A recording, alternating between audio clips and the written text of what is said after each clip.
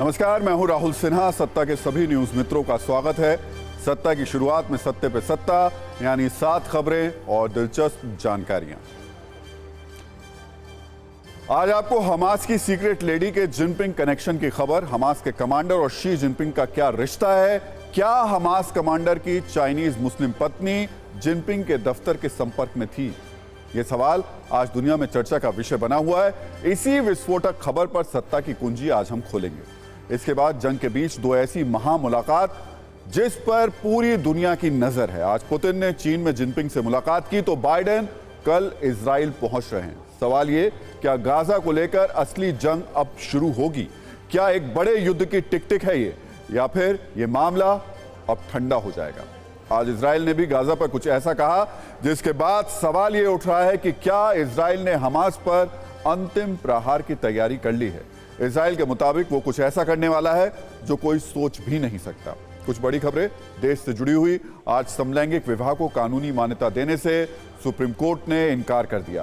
Court ने कहा special marriage act में बदलाव नहीं कर सकते, कानून बनाना संसद का काम है। वैसे कोर्ट ने यह भी कहा कि समलैंगिक अपना जीवन साथी चुन सकते हैं, लेकिन बच्चा गोद लेने का अधिकार नहीं।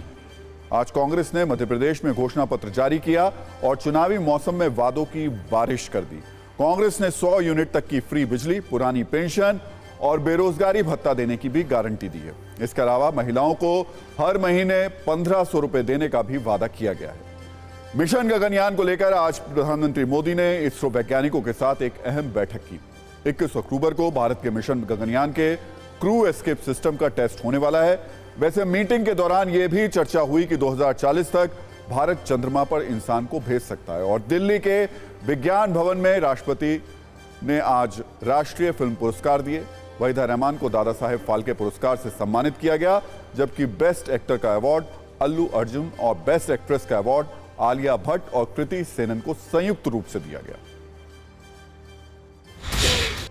तो अब खबरों की शुरुआत करते हैं और सबसे पहले हम आपको गाजा पर इजराइल के अब तक के सबसे बड़े और बारूदी कहर पर एक वीडियो रील दिखा देते हैं।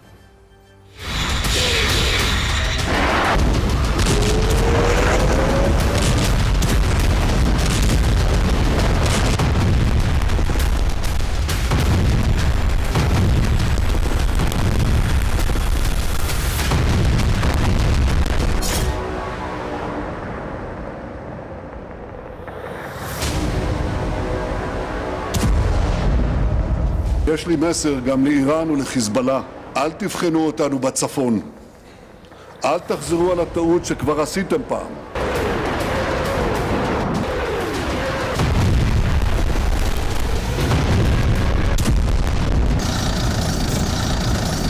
This will be a long war. The price will be high, but we are going to win.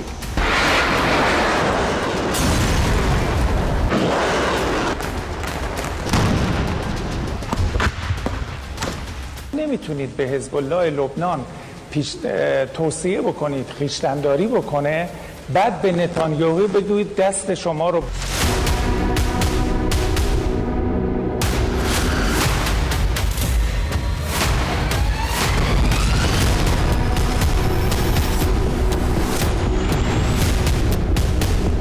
इस वक्त एक साथ ढेर सारे रॉकेट से गाजा पट्टी से हमला किया गया, उसकी तस्वीरें हम आपको दिखा रहे हैं। लगातार धमाके की आवाज आई है गाजा पट्टी से। एक साथ फिर बहुत सारे रॉकेट जो दागे गए हैं और उस वक्त आसमान में आपको उसके निशान अभी भी दिखाई दे रहे होंगे।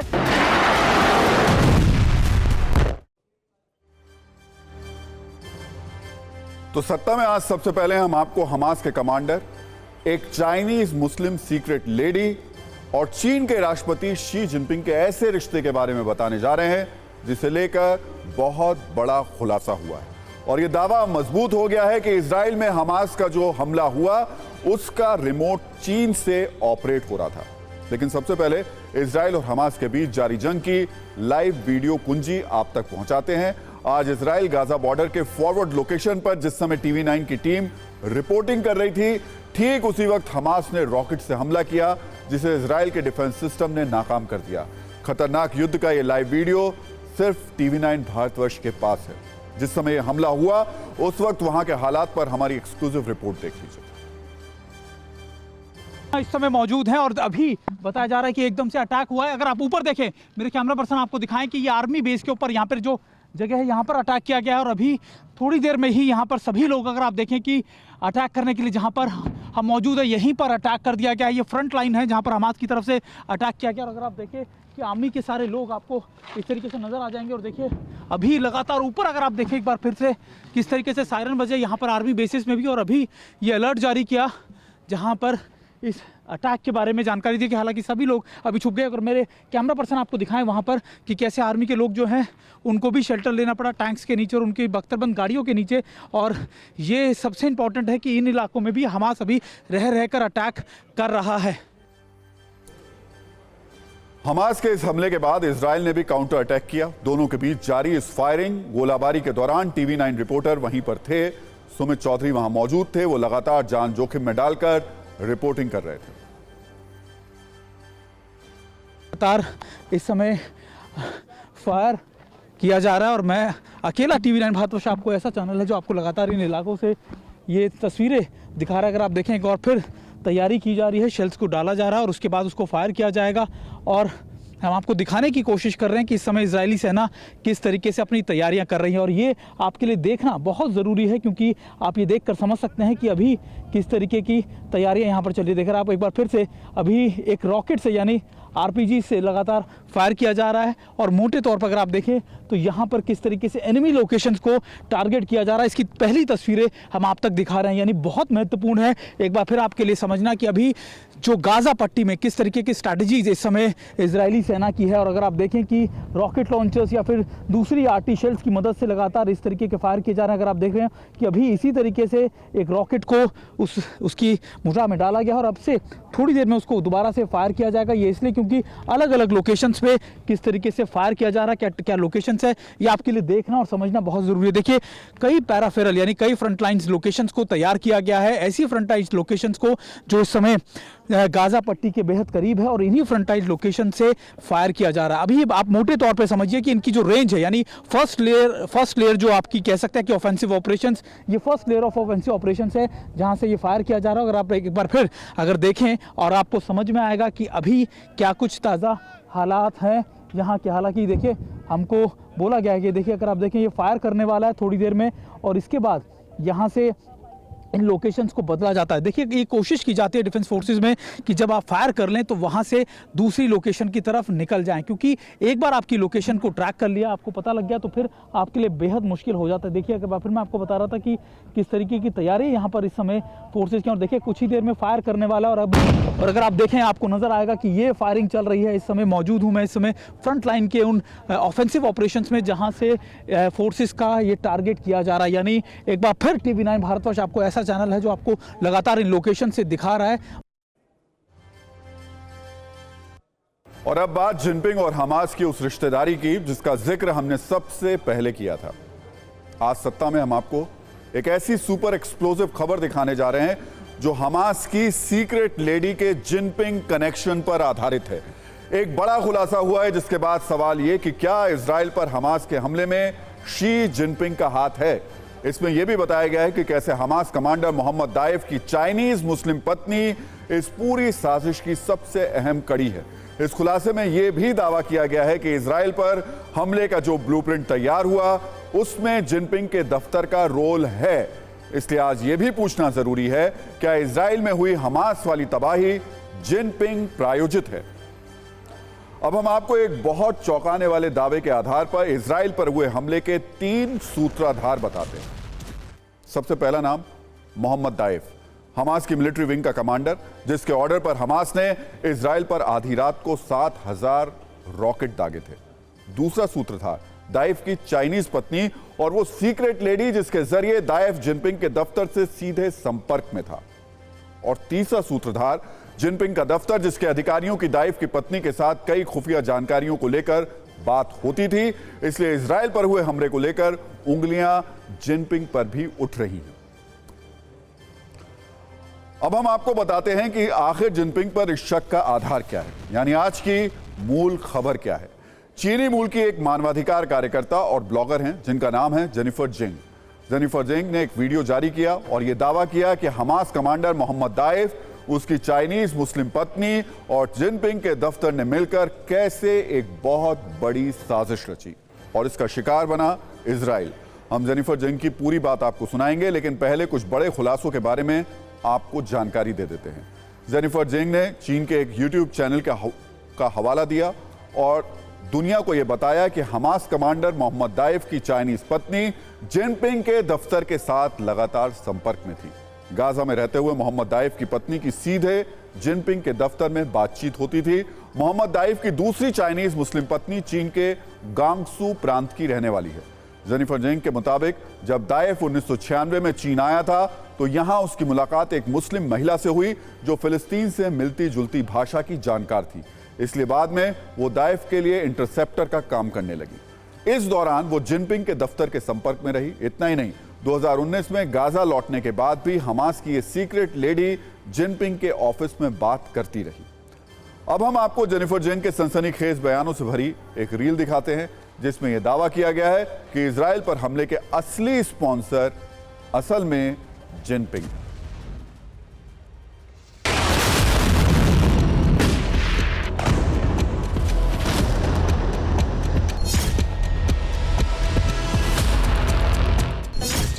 Hamas commander Mohammed Deif was groomed and trained by the CCP, and Deif's Chinese Muslim wife is in direct contact with Xi Jinping's office.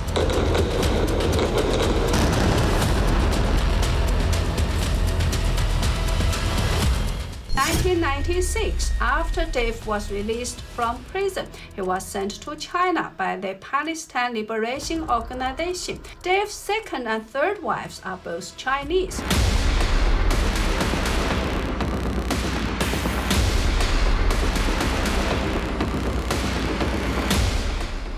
At the sixth, Deif's Chinese wife reached out to the CCP's International Liaison Department, seeking to return to China with her children.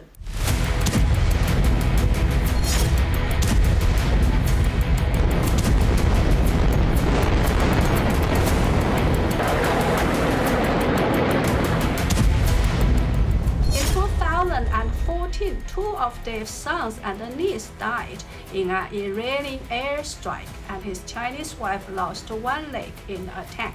After that, she reapplied to return to China. She returned to her hometown in Gansu, where she was fitted with a prosthetic leg.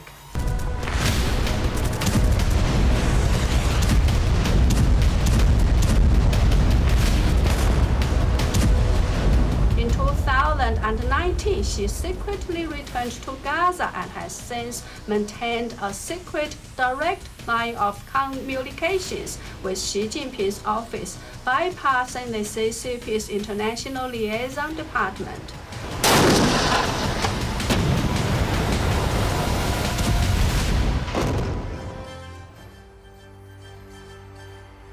तो चीन पर शक की सिर्फ एक वजह नहीं है। गाजा में हमास की तबाही से जिनपिंग और उनके देश को जिस तरीके से दर्द हो रहा है वो उनके बयानों में भी छलकता नजर आ रहा है। इसलिए यह सवाल उठ रहा है, आखिर हमास के लिए चीन का दिल इतना क्यों धड़क रहा है। दरअसल चीन के विदेश मंत्री वांग यी ने कहा कि गाजा में इजराइल की सैन्य कार्रवाई आत्मरक्षा के दायरे से कहीं ज्यादा हो गई है, यानी इसे चीन ने नाजायज बताया और कहा कि इजरायली सरकार गाजा के लोगों को सामूहिक सजा देना बंद करे। चीन ने गाजा के लिए आवाज उठा रहे इस्लामिक देशों का भी समर्थन किया है। तो पूछना जरूरी है कि चीन को इजराइल में हमास की क्रूरता क्यों नहीं दिखी, आखिर उसने उसका विरोध क्यों नहीं किया। कहीं इसकी वजह यह तो नहीं है कहीं कि इजराइल में हमास की साजिश चीन प्रायोजित ही है। इसके अलावा और भी कई चौंकाने वाले दावे चीन को लेकर किए जा रहे हैं, जिसके जरिए हमास के साथ जिनपिंग की सांठगांठ के दावों को मजबूती मिल रही है।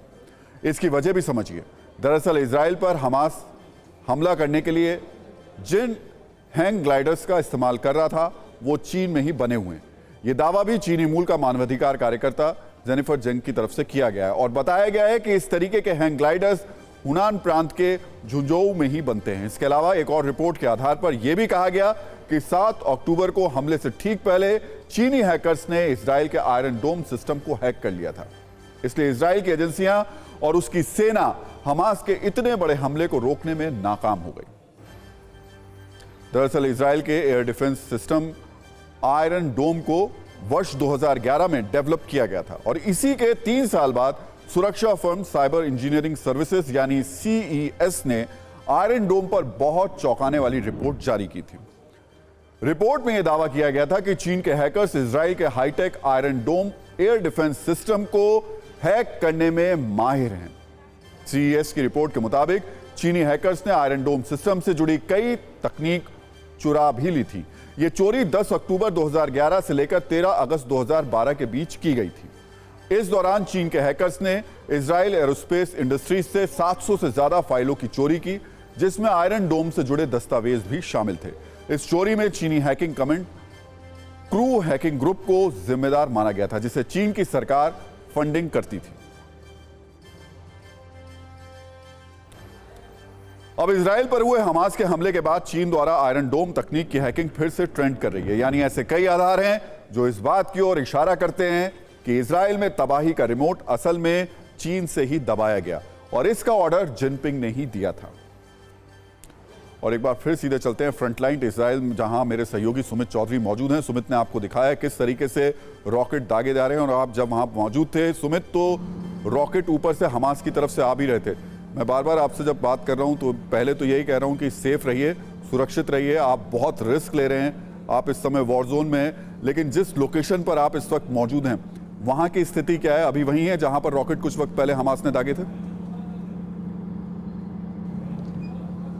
बिल्कुल बिल्कुल राहुल जी, मैं इस समय अभी भी यहीं मौजूद हूँ। अगर आप देखें कि आपको जो आर्मर्ड व्हीकल्स है मेरे पीछे नजर आ जाएंगी, जो लगातार यहाँ पर मूव कर रही हैं। ये फ्रंट लाइन के वो एरिया है राहुल जी, जहाँ से लगातार इजरायली सेना लगातार अटैक करने की कोशिश में लगी हुई है। अगर आप देखें कि एक और आर्मर्ड व्हीकल है जो अब आगे मूव कर रही हैं और ये हमारे दर्शकों को दिखाने के लिए बहुत ज़रूरी है कि इस समय क्या हालात हैं। देखिए लगातार मैं आपको बता रहा हूँ कि हम TV9 भारतवर्ष एक ऐसा लौता चैनल है जो आपको वॉर फ्रंट से ये सारे चीज़ें दिखा रहा है और आपको ये भी समझाने की कोशिश कर रहा है कि अभी किस तरीके के हालात हैं। राहुल जी, जब मैं यहाँ मौजूद था इस फ्रंट पर, तब यहाँ पर अटैक किया गया हमास की तरफ से।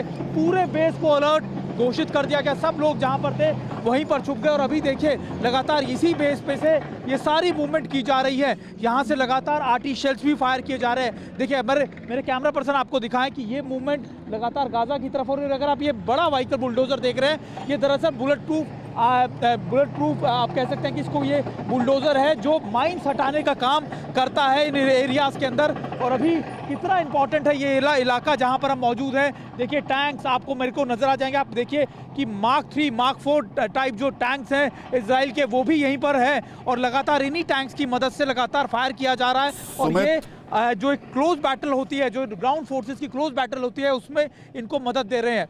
जी राहुल जी। सुमित, आप डिफेंस बहुत बेहतर तरीके से जानते और समझते हैं। अगर यहाँ पर जो लोग आपको इस वक्त देख रहे हैं, सुन रहे हैं, समझ रहे हैं, थोड़ा बता पाएंगे? इजराइल को हथियारों के मामले में बहुत विकसित माना जाता है, बहुत आधुनिक माना जाता है। ये जो Mark 3 4 टैंक्स जो पीछे बिल्कुल आपके टैंक है, इसके बारे में कुछ आप जानकारी दे पाएंगे? देखिए मैं आपको यही बता रहा था, ये Mark 3 और Mark 4 टैंक्स है जिनका इस्तेमाल, ये अत्याधुनिक टैंक्स है राहुल जी। और राहुल जी, सबसे खास बात ये कि इन टैंक्स का इस्तेमाल इजराइल ने बहुत लंबे समय के बाद किया है। कहा जा रहा है कि ज़्यादातर टैंक्स की जो संख्या है वो गाजा पट्टी के तरफ ही की गई है, क्योंकि ग्राउंड फोर्सेस को इनके ग्राउंड फोर्सेस को एक सपोर्ट प्रोवाइड कराने के लिए इनका इस्तेमाल किया जा रहा है। और ये नाइट विजन कैपेबिलिटीज़ के साथ है, यानी रात में भी ये इसी तरीके से अटैक कर सकते हैं। इनकी मूवमेंट में कोई दिक्कत नहीं होती। और माइंस को लेकर जो मैंने आपको दिखाया कि बुलडोजर्स हैं बुलेट प्रूफ, वो माइन स्वैपर्स हैं, यानी वो माइंस को हटाने का काम करते हैं। और तीसरी सबसे इंपॉर्टेंट चीज जो है वो है ये आर्मर्ड व्हीकल। राहुल जी, ये आर्मर्ड व्हीकल वो है जो इजराइल की सेना को इन इलाकों से गाजा पट्टी की तरफ ले जाएगी, क्योंकि इनको ये लगता है कि अगर कई जगहों पर ऐसी माइंस बिछा रखी होंगी तो फिर सैनिकों की जान जा सकती है, उनको क्षति पहुंच सकती है। इसलिए इस आर्मर्ड व्हीकल्स का इस्तेमाल किया जा रहा है। ये M111 व्हीकल्स हैं जिनका इस्तेमाल इजराइल लंबे समय से इन ऑपरेशंस के लिए करता है, लेकिन अब इनका इस्तेमाल फ्रंट लाइन पे किया जा रहा है। मानिए कि हम इस समय माइनिंग, आप जो बता रहे हैं सुमित की माइनिंग को लेकर के खासतौर से जो व्हीकल है बहुत इंपॉर्टेंट है। थोड़ा कैमरामैन को आप बताएंगे, थोड़ा सा बता पाएंगे, दिखा पाएंगे कि ये जो व्हीकल है किस तरीके का, नीचे उसका जो अंडरग्राउंड जो उसका खासतौर से जो उसका बेस होता है वो किस तरीके का है? बिल्कुल, मैं निशान देखिए बिल्कुल निशान से मैं कहूंगा कि आपको दिखाएं कि आखिरकार इनका ग्राउंड क्लियरेंसेस कैसा रहता है। ये बख्तरबंद गाड़ियां, आप इनको अगर आप आसान शब्दों में समझे तो ये किस तरीके की होती है। इसमें करीबन 10 से 11 लोगों की कैपेबिलिटीज होती है। अगर आप देखें आपको नजर आएगा इस पे गन मशीन्स भी लगी होती हैं। और अगर आप आगे की तरफ देखें तो ये जो कैमराज आप देख रहे हैं, इनके ऊपर कई कैमराज आपको दिखा जाएंगे, लाइट्स इस पे लगी है ताकि जो नाइट विजन कैपेबिलिटीज है, यानी इनको रात में चलने में भी, रात में ऑपरेशन करने में भी कोई दिक्कत ना हो। दूसरी तरफ मैं आपको दिखा रहा था कि किस तरीके से जो इनके टैंक्स हैं वो भी यहाँ पे खड़े हैं। मार्क 2, मार्क 3 और मार्क 4 टैंक्स का इस्तेमाल किया जा रहा है। और ये सारे इलाके वो हैं राहुल जी जहाँ पर अभी वॉर जोन में तब्दील हो चुके हैं। ये वो इलाके थे जो गाजा के पास के इलाके थे, नो मैन्स लैंड हुआ करता था, लेकिन अब ये वॉर जोन में तब्दील हो चुके हैं। और देखिए एक बार फिर मैं आपको जो दूसरी यूनिट दिखाने की कोशिश कर रहा था, वो यूनिट जो है वो लगातार आर्टी कवर या फिर आप कह सकते हैं कि आर्टिलरी से उससे फायर किया जा रहा है वहीं से, और उनसे कवर अप दिया जा रहा है। यानी आगे की तरफ जितना ज्यादा फायर करेंगे इलाके उतने ज्यादा क्षति पहुंचेगी और ग्राउंड फोर्सेस को मूवमेंट में कोई दिक्कत नहीं होगी। लेकिन सबसे बड़ी चुनौती राहुल जी यह है कि लंबा समय अब हमास को भी मिल गया है, क्योंकि अगर आप ये देखें रेतीले इलाके, यहां पर माइंस को लगाना, उनको छुपाना बहुत आसान होता है। इसीलिए ये इजराइल की सेना को भी डर है कि अगर जब उनकी फोर्सेज ऑन ग्राउंड पहुंची तो उसको भी नुकसान पहुंच सकता है। इसलिए ऐसी हैवी व्हीकल्स का या फिर आर्मर्ड व्हीकल्स का इस्तेमाल किया जा रहा है ताकि अपने लोगों को, अपने फोर्सेस को वो इन इलाकों से निकालकर गाजा पट्टी के शहरों के इलाकों में पहुंचा सके। राहुल जी। सुमित, अपना ध्यान रखिए, सेफ रहिए। आप बहुत ज्यादा जोखिम भरी रिपोर्टिंग कर रहे हैं, लेकिन लोगों तक जो आप सच्चाई लेकर के आ रहे हैं वो भी बहुत ज्यादा महत्वपूर्ण है। मैं फिर से कहूंगा अपना ध्यान रखते हुए लगातार रिपोर्टिंग जो आप कर रहे हैं उसके अपडेट्स हम लेते रहेंगे। एक बार फिर से हम आपको वॉर जोन में जो तस्वीरें दिखा रहे थे उसके अलावा कुछ और तस्वीरों की तरफ लेकर चलते हैं। गाजा में ग्राउंड ऑपरेशन से पहले इजराइल की वायुसेना बड़ी भूमिका निभा रही है। हमास के हेडक्वार्टर, हमास के ठिकाने, हमास के गढ़ वाले इलाकों में बैंक, अस्पताल, मकान, सभी इमारतों को इजराइल की मिसाइलें तबाह कर रही हैं।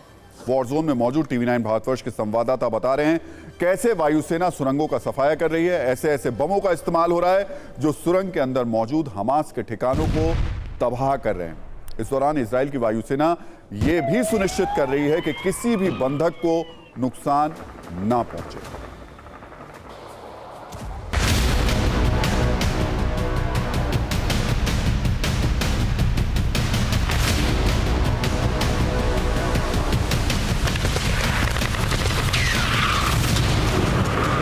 में ऐसे मिसाइल्स का भी इस्तेमाल किया जाएगा जो बंकर्स को बहुत ज़्यादा क्षति पहुंचा सके, या फिर जो बहुत डेप्थ में बंकर्स बनाए गए हैं या फिर टनल्स बनाए गए उनको बर्बाद करते हैं। लेकिन उसका टारगेट, उनको अचीव करने का टारगेट तभी होगा जब ये क्लियर हो जाएगा कि उन टनल्स के अंदर, उन बंकर्स के अंदर हॉस्टेजेस को नहीं रखा गया। क्योंकि इजराइल ये जानता है कि अगर वो ताबड़तोड़ हमले करेगा तो फिर उसके अपने लोग, करीबन 200 के करीब जो लोग बताए जा रहे हैं, वो जो लोग जिनको हॉस्टेजेस बना के लेकर गए हैं, वो कहीं उनको नुकसान ना पहुंचाए।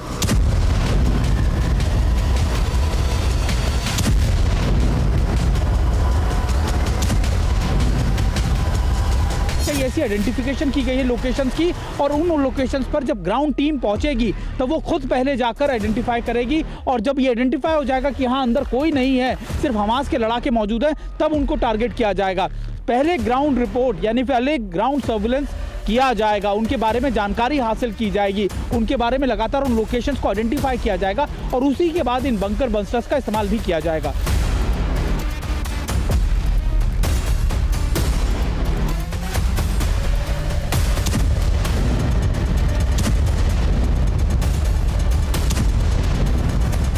Hamas is holding the people of Gaza hostage, cowardly, using them as human shields. The Israel Defense Forces will destroy Hamas for the sake of Israel, Gaza, and the entire world.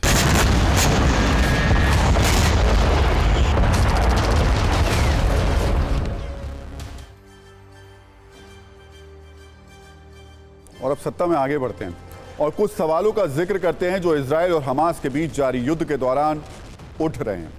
सवाल ये, क्या Israel और Hamas युद्ध और भी विनाशक होने वाला है? क्या इस जंग में नए देशों की एंट्री होने वाली है? क्या रूस और चीन इस युद्ध को लेकर बड़ा फैसला लेने वाले हैं? क्या अरब देश इस युद्ध को लेकर बड़ा फैसला कर सकते हैं? इन सवालों की वजह है दुनिया की सत्ता में अगले 24 घंटे में होने वाली बड़ी सियासी हलचल। वो 3 मीटिंग जो दुनिया के 61 देशों के करीब 342 करोड़ लोगों को प्रभावित करने वाली हैं। और इस पर पूरी दुनिया की नजर भी है। पूरी दुनिया इस वक्त दो युद्ध झेल रही है। दोनों जंग के बीच बदलते माहौल और बनते समीकरण को भी आप समझ लीजिए। रूस के राष्ट्रपति व्लादिमीर पुतिन चीन पहुंच चुके हैं। वहां उनकी मुलाकात राष्ट्रपति शी जिनपिंग से होने वाली है। वहीं दूसरी मुलाकात वॉर जोन में अमेरिका के राष्ट्रपति जो बाइडेन इजराइल पहुंच करके करेंगे नेतन्याहू से, जहां इन दोनों की मुलाकात की पूरी अभी तक ये तो नहीं पता चल पाया है कि होगी कहां पर, लेकिन कहा जा रहा है कि जो बाइडेन को गाजा पट्टी के पास किसी बॉर्डर पर लेके जाया जा सकता है। हालांकि अमेरिका के विदेश मंत्री पहले से ही वॉर जोन में मौजूद हैं। सवाल है बाइडेन के आने के बाद अब नया क्या होने वाला है। इन दो मुलाकातों से भी अहम एक और मीटिंग है जो ओआईसी की आपात बैठक है। इजराइल और गाजा के मुद्दे पर ओआईसी ने एक मीटिंग बुलाई है। यह आपात बैठक कल होने वाली है। एक तरफ चर्चा यह है कि इजराइल और हमास का युद्ध अब अगले लेवल पर जाने वाला है, क्योंकि ना इजराइल की तरफ से हमले रुक रहे हैं और ना ही हमास की तरफ से रॉकेट अटैक कम हो रहे हैं। ऐसे में सवाल इन बैठकों, मुलाकातों और चर्चा के बाद आगे क्या होने वाला है इस पर है। पहले बात करते हैं इजराइल के वॉर जोन में होने वाली मुलाकात की। इजराइल पर हमास के रॉकेट आक्रमण के बाद से ही अमेरिका इस युद्ध पर बयान दे रहा है। अमेरिकी घातक हथियार भी वॉर जोन में पहुंच चुके हैं। अमेरिका के विदेश मंत्री एंटनी ब्लिंकन पिछले 10 दिनों में 2 बार इजराइल का दौरा कर चुके हैं। इस वक्त भी वो इजराइल में मौजूद हैं। अब खुद अमेरिका के राष्ट्रपति जो बाइडेन युद्ध क्षेत्र में पहुंच रहे हैं। सवाल है इसके मायने क्या हैं? क्या यह हमास के लिए एक बड़ा संकेत है? क्या यह अरब देशों के लिए भी एक बड़ा संकेत है? क्या यह ईरान के लिए भी एक मैसेज है? ऐसे कई तरीके के सवाल लगातार उठ रहे हैं। आपको पहले बताते हैं कि बाइडेन इजराइल में कहां-कहां जाएंगे और कैसे वॉर जोन के बारूदी माहौल को और विस्फोटक बनाएंगे। Joe Biden Israel Gaza border पर जा सकते हैं, वो हमास की बर्बरता का जायजा भी ले सकते हैं। बाइडेन उन इलाकों में जाएंगे जहां हमास ने हमला किया था। बाइडेन को यह दिखाया जाएगा कि हमास ने कैसे बर्बरता की थी। बाइडेन की सुरक्षा की जोरदार तैयारियां भी की गई हैं। अमेरिकी सुरक्षा टीम आईडीएफ के साथ मिलकर इस पर काम कर रही है। बॉर्डर के इलाकों की घेराबंदी की जा रही है। 2000 अमेरिकी सैनिकों को सुरक्षा इंतजाम में लगाया गया है। अमेरिकी युद्धपोत और उस पर मौजूद एयर डिफेंस से सुरक्षा की जाएगी। आपको मैप के जरिए यह बताने की कोशिश करते हैं कि बाइडेन जब इजराइल जाएंगे तो बॉर्डर के किन किन इलाकों तक वो जाएंगे। अब तक जो जानकारी मिल रही है उसके मुताबिक बॉर्डर इलाकों में कफर अजा, बेरी, राइम का दौरा बाइडेन कर सकते हैं। एक सवाल तो यह भी कि बाइडेन के ऐसे वक्त में दौरे के मायने आखिर हैं क्या? ईरान लेबनान को लगता है अमेरिका इजराइल के साथ है। मिडिल ईस्ट के देशों को भी संदेश है कि इजराइल पर हमले की गलती का मतलब है अमेरिका से दुश्मनी मोल लेना। इसके अलावा बाइडेन बंधकों को छुड़ाने को लेकर भी रणनीति पर बातचीत कर सकते हैं। अमेरिका की चिंता यह भी है कि जंग के बीच इजराइल में 600 अमेरिकी नागरिक फंसे हुए हैं।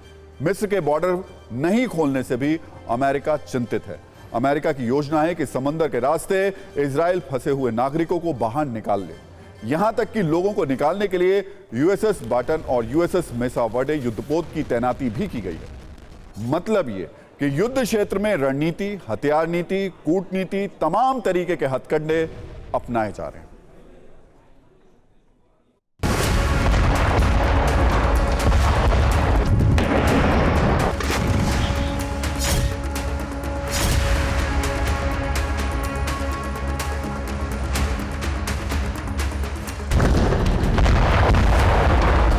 Israel has the right and indeed the duty to defend its people from Hamas and other terrorists and to prevent future attacks. The President will hear from Israel what it needs to defend its people as we continue to work with Congress to meet those needs.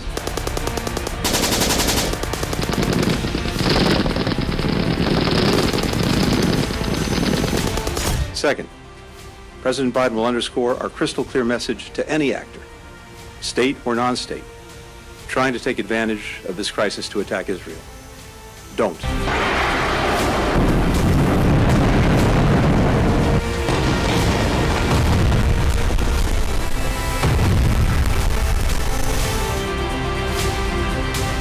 הנשיא ביידן אמר לכם באנגלית, Don't do it. ואני אומר לכם אותו הדבר בעברית. היזהרו. יצאנו למלחמה, ננצח במלחמה, ולא נעצור עד לניצחון.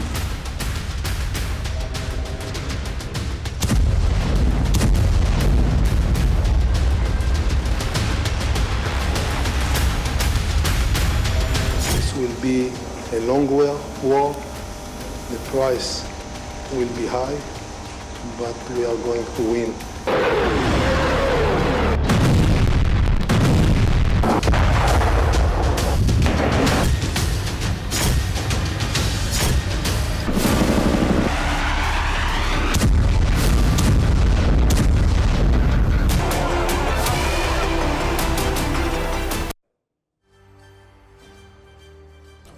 तो एक तरफ America युद्ध क्षेत्र में उतर रहा है तो दूसरी तरफ इजराइल और हमास के बीच मिसाइल जंग के साथ साथ जुबानी जंग भी आक्रामक होती जा रही है।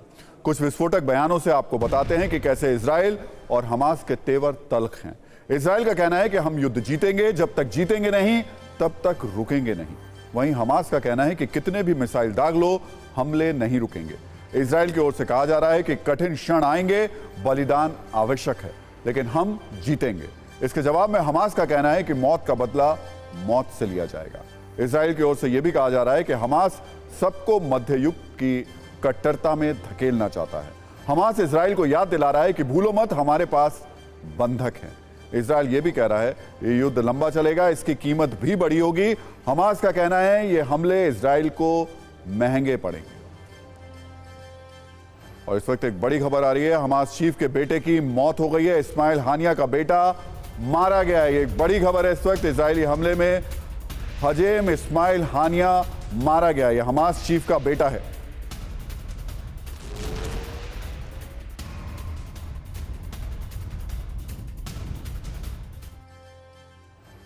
मारा गया है। ये एक बड़ी खबर है। इस वक्त इजरायली हमले में हजेम इस्माइल हानिया मारा गया। यह हमास चीफ का बेटा है।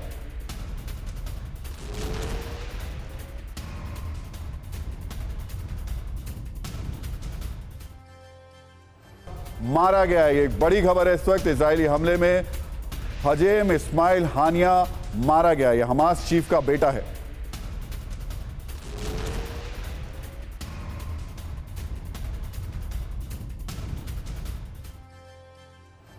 मारा गया है। ये एक बड़ी खबर है। इस वक्त इजरायली हमले में हजेम इस्माइल हानिया मारा गया। यह हमास चीफ का बेटा है।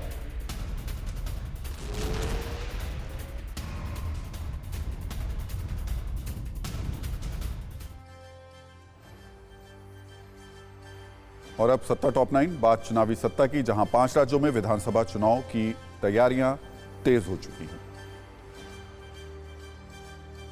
प्रधानमंत्री मोदी ने मिशन गगनयान की तैयारियों की समीक्षा की है। इसरो चीफ और अधिकारियों के साथ भविष्य की रणनीति पर चर्चा करते हुए भारतीय अंतरिक्ष एजेंसी को निर्देश दिया कि भारत को अब 2035 तक अपने अंतरिक्ष स्टेशन की स्थापना का लक्ष्य निर्धारित करना चाहिए। मिजोरम दौरे पर कांग्रेस नेता राहुल गांधी ने कहा कि पीएम मोदी को मणिपुर की तुलना में इजराइल में होने वाली घटनाओं की ज्यादा चिंता है। 3 मई के बाद से हिंसा से जूझ रहा मणिपुर अब एक राज्य नहीं रहेगा, बल्कि जाति के आधार पर 2 हिस्सों में बंट जाएगा। मध्य प्रदेश कांग्रेस के अध्यक्ष कमलनाथ ने विधानसभा चुनावों के लिए पार्टी का घोषणा पत्र जारी किया, जिसमें प्रदेश के सभी नागरिकों के लिए 25 लाख रुपए का स्वास्थ्य बीमा कवर, ओबीसी के लिए 27% आरक्षण और राज्य की एक IPL टीम बनाने सहित कई वादे किए गए। कांग्रेस के घोषणा पत्र पर मध्य प्रदेश के मुख्यमंत्री शिवराज सिंह चौहान ने कहा कि ये कांग्रेस का वचन पत्र नहीं, झूठ पत्र है। कांग्रेस का वचन पत्र नहीं, ये झूठ पत्र है। 5 साल पहले भी उनने 900 से ज्यादा वचन दिए थे जनता को, उनमें से 9 भी पूरे नहीं किए। बीजेपी सांसद डॉक्टर सत्यपाल सिंह के बिगड़े बोल नजर आए। मुसलमान आए, उन्होंने ओम का अमीर बना दिया। हमारे सिखों में, हमारे बौद्धों में, हमारे जैनों में सब जगह ओम है। ओम तो सब जगह है। आम आदमी पार्टी के सांसद संजय सिंह की रिहाई की मांग को लेकर रेहड़ी पटरी वालों ने जंतर मंतर पर आज विरोध प्रदर्शन किया। हालांकि बिना इजाजत विरोध प्रदर्शन करने के चलते दिल्ली पुलिस ने सभी प्रदर्शनकारियों को हिरासत में लिया और नजदीकी पुलिस स्टेशन ले गए। बेंगलुरु में आज बीजेपी ने राज्य सरकार के खिलाफ जमकर विरोध प्रदर्शन किया। कर्नाटक बीजेपी ने मुख्यमंत्री सिद्धारमैया और उप मुख्यमंत्री DK शिवकुमार पर बड़े पैमाने पर भ्रष्टाचार का आरोप लगाते हुए इस्तीफे की मांग की। चित्तौड़गढ़ के बेंगू से विधायक राजेंद्र बिधुड़ी का एक वीडियो सामने आया। वीडियो में कांग्रेस विधायक एक फरियादी की पगड़ी उछालते नजर आए। वीडियो वायरल होने पर बीजेपी ने कांग्रेस पर तंज कसा। ये जो घमंड होता है ना, जनता जनार्दन जो इनको उस स्थान तक पहुंचाती है, संवैधानिक पद तक दिला देती है, लेकिन इनका घमंड इतना होता है और ये मेरे को लगता है कांग्रेस के डीएनए में है। पंजाब के सीएम भगवंत मान ने अपने गांव के घर में परिवार के साथ केक काटकर जन्मदिन मनाया। भगवंत मान आज 50 साल के हो गए हैं। गांव में केक काटकर मान ने सादगी वाला संदेश देने की कोशिश की।